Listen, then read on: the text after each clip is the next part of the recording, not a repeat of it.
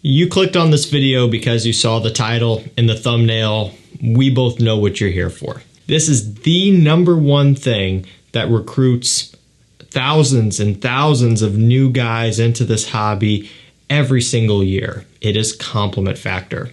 Anyone who tries to argue against that or they feel as though that's not the driving force of the fragrance community, they're just delusional, and they're probably niche snobs, and they probably sit around all day smelling samples of the super expensive niche fragrances that they themselves can't even actually purchase. So today we're looking at the important stuff, or at least to a lot of you guys, this is very important. I mean, who doesn't want to smell pleasant to the people around you? I think we all do to some extent.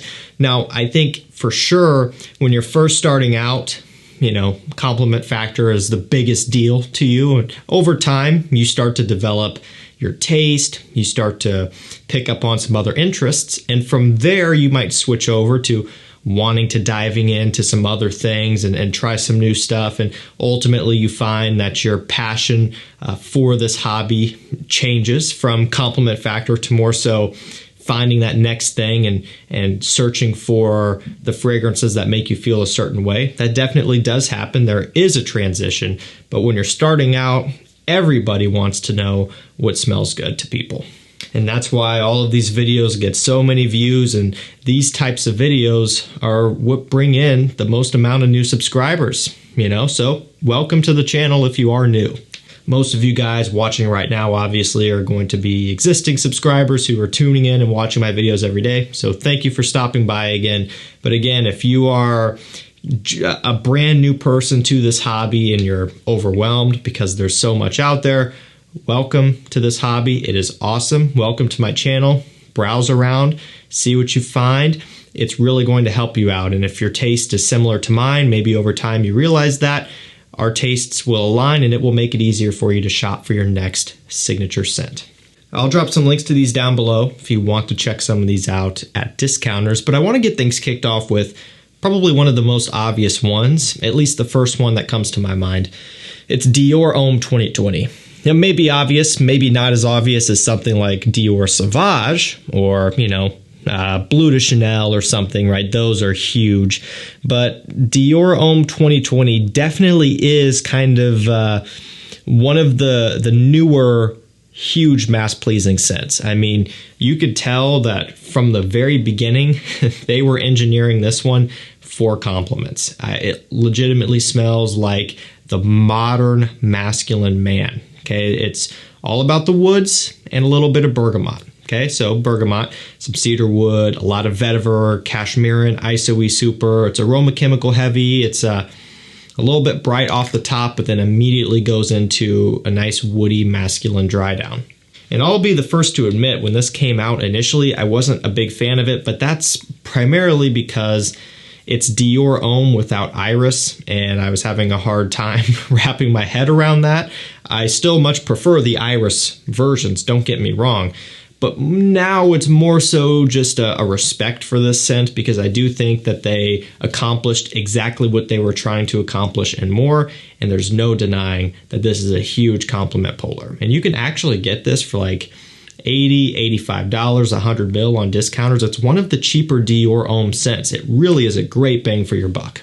Next up, we do have a niche scent here. However, this is from a niche brand that oftentimes does catch some hate for the fact that a lot of their offerings are a little bit more on the generic designer side of things. Don't get me wrong, in terms of quality, these are premium. They, across the board, have really good performance, but they do cater to the masses more so than some other niche brands out there that really go down a very specific trail, each brand and each different style of scent. But from Parfums de Marly, we have LAYTON. So I think LAYTON is the go-to starter Parfums de Marly scent, but also a great go-to starter niche scent in general if you want to get into spending more money. Creed is also a house which has recruited a lot of people over to the niche side because their offerings are very mass-pleasing as well. And for me personally, this was one of my first Parfums de Marly purchases. I got a bunch of them all at the same time.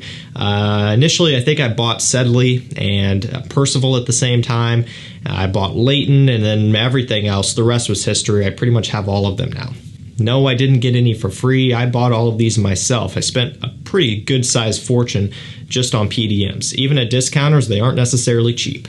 But I can tell you, this Layton DNA is phenomenal. It's very mass pleasing. It smells gorgeous. It has a lot of vanilla, a lot of apple, some spices in here, some woods. It smells great. Really nice for fall and winter time. Although indoors, you can rock it in summer, no problem. This is one that people around you will thank you for wearing because it's a pleasant aroma to be around. Next up, we have Y Eau de Parfum by Yves Saint Laurent. Another obvious one here, and you can take your pick. Whichever your favorite flanker is, you could put it in the video because they all do work. Anything from the OG, the Eau de Toilette, over to something like Y Eau Fresh, which is discontinued, but you could still get it sometimes. That's a great option. All the way over to Les Parfums, all the way over to YSL Y Live, which is another discontinued one that you can still get though. And all the way up to the newest Eau de Parfum Intense. They all will work. I do think the Eau de Parfum is kind of the standard. When someone thinks of YSL Y, just the line as a whole, I think most people think of the Eau de Parfum first because out of all of them, this one definitely took off the most and garnered the most success in terms of sales numbers, but also more importantly just its overall reach. Like this one got huge outside of the fragrance community, and when something like that happens, that's because it really is working well. I mean, when just any regular guy walks into a department store and picks this one up and smells it and falls in love with it, they're onto something with something like this. And if that guy is falling in love with the scent, you best believe that everyone else around him when he's wearing it is loving it as well.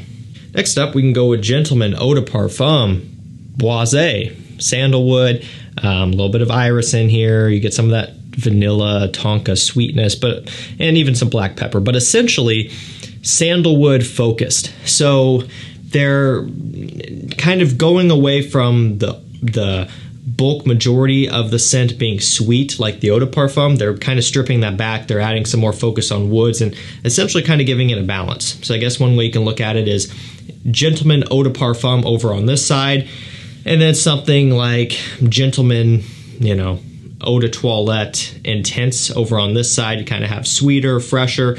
This kind of bridges the gap in the middle. You get some sweetness, but you also get some freshness. And it just kind of is the best of both worlds. Ultimately, it's giving you a little bit more versatility and even a little bit more mass appeal because it kind of does a little bit of everything, which will suit everybody. Some people may favor fresh scents. Some people may favor sweeter scents. And if you can combine those two a little bit, then you've struck gold. And I'm not saying that this is super fresh. It's not. Again, it's a fine line. It's a balancing act here. However, definitely isn't as sweet as the Eau de Parfum, and it kind of has a little bit of an aromatic feel. There's cacao in here, which gives off a little bit of a chocolatey feel, a little bit of that sweetness. This stuff is incredible.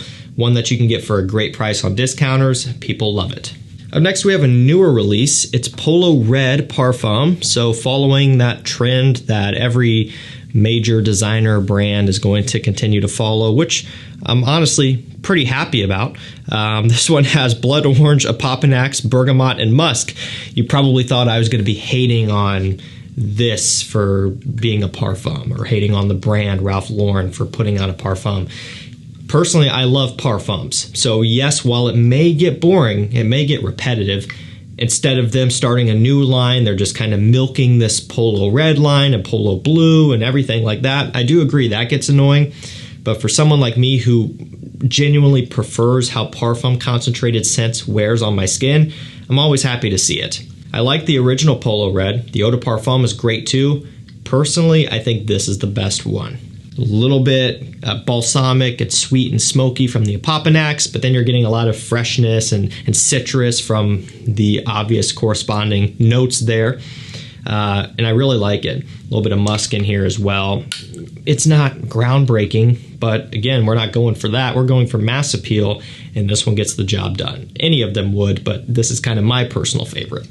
let's move on over to PACO RABANNE. I think you and I can both agree, whether we agree with all of their scents or not, I think we can agree, all of us collectively, that they know what they're doing. You know, they can identify the trends, they can start the trends, and they can essentially put out some fragrances that just make a whole crap ton of money. And yes, money isn't everything, obviously, but that's just kind of, that's what motivates them, these designer brands, when that's what they want when they kind of go for these trends. And so, you know, we see something that's super popular and all over the place, you know, 1 million and things like that. Invictus, right? Just those originals there, not even counting the flankers, have done incredibly well.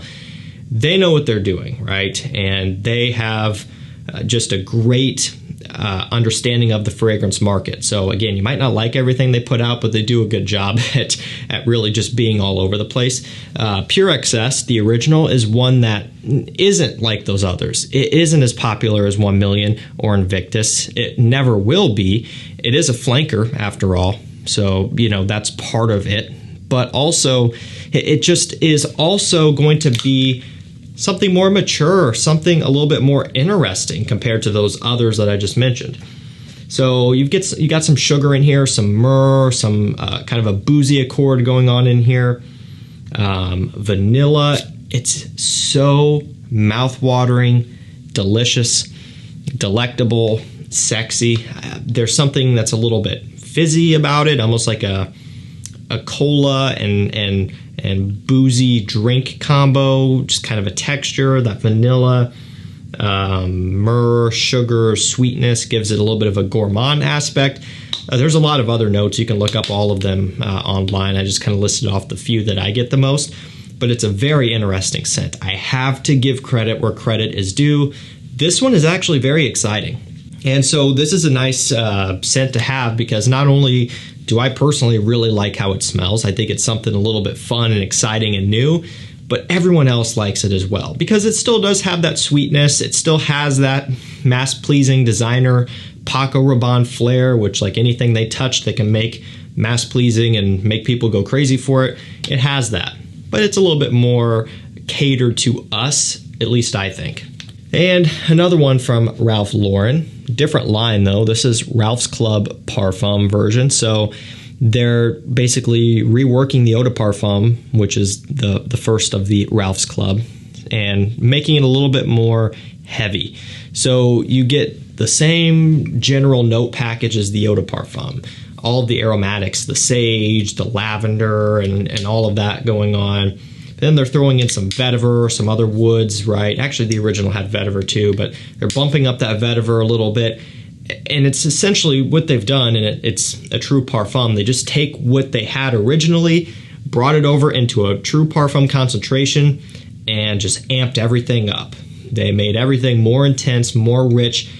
It hits with more impact. Like when you spray this one on skin or even up in the air, you can tell a difference.